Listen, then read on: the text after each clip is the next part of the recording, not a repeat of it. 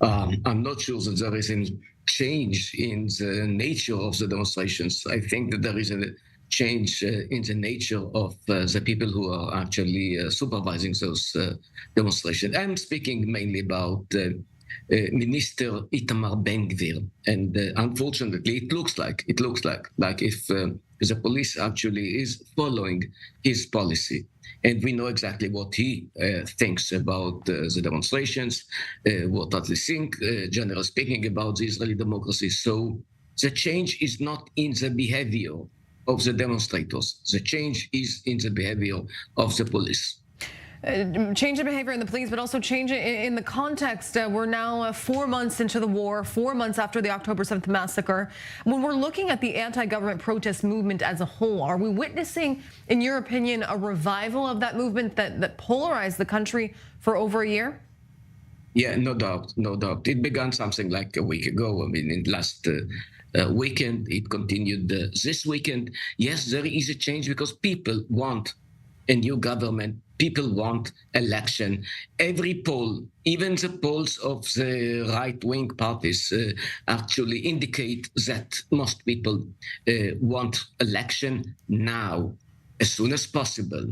Okay, we had enough with this government. We want a new government. We want election. We want to be in a new chapter concerning the Israeli democracy and the whole, of course, struggle against what's happening in both borders, from north and from south.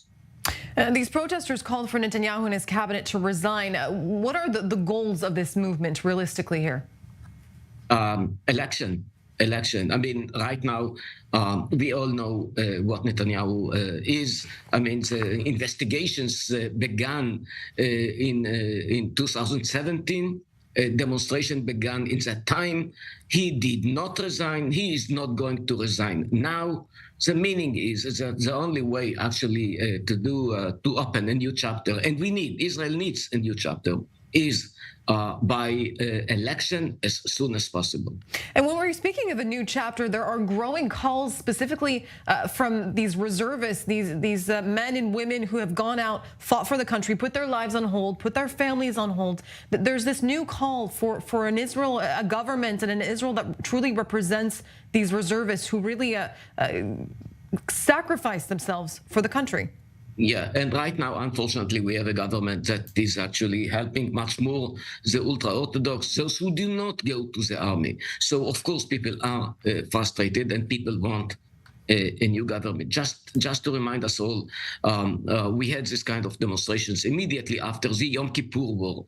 We are speaking about 50 years ago, and yes, eventually it was not in the first election, but second election, yes, things changed. Right now, it's all combined. I mean, we had a protest before October 7 because of the judicial reform and the threat to democracy. Right now, we have a new wave of demonstration, which is beginning now. And people are much more frustrated because of what happened in October 7, because actually it was the policy mainly.